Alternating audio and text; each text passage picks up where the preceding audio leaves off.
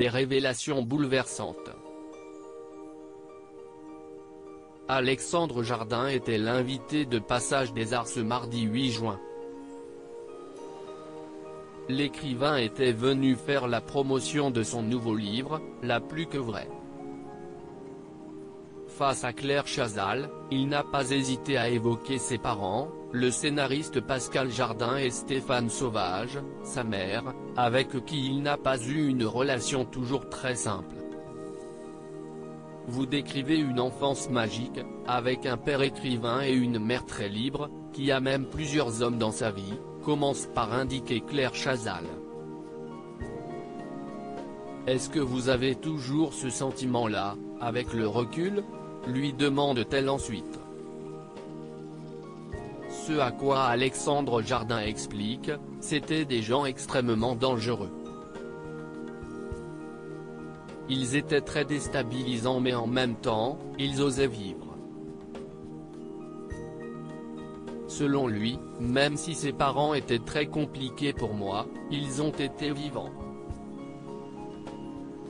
Ils ont pris le risque d'exister, conclut-il. Dans ses livres, Alexandre Jardin n'hésite pas à évoquer ses parents.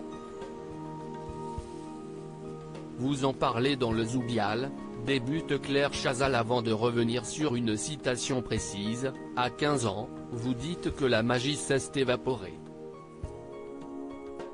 Face à ces propos, l'écrivain explique, parce que papa vivait sans la peur. Pour prouver la véracité de ses propos, il se souvient ensuite de scènes durant lesquelles son père était très franc. Il arrivait dans un dîner et s'il était ébloui par la maîtresse de maison, il prévenait le mari qu'il allait tout faire pour lui voler sa femme avant la fin du repas et il partait avec la dame.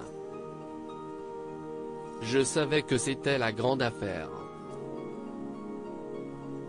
Une initiative que Pascal Jardin a souhaité partager avec son fils, il a eu le temps de me parler de ça, raconte-t-il. Avec le recul, Alexandre Jardin avoue trouver ses parents de toute beauté, même s'il m'est arrivé d'avoir la connerie de les juger, conclut l'écrivain. Pascal Jardin, un papa parti trop tôt. Pascal Jardin est décédé en 1980 à l'âge de 46 ans. Il a laissé derrière lui Alexandre Jardin, alors âgé de seulement 15 ans. Une étape très difficile pour l'écrivain qui, lorsqu'il a eu des enfants, a souhaité être très présent pour eux.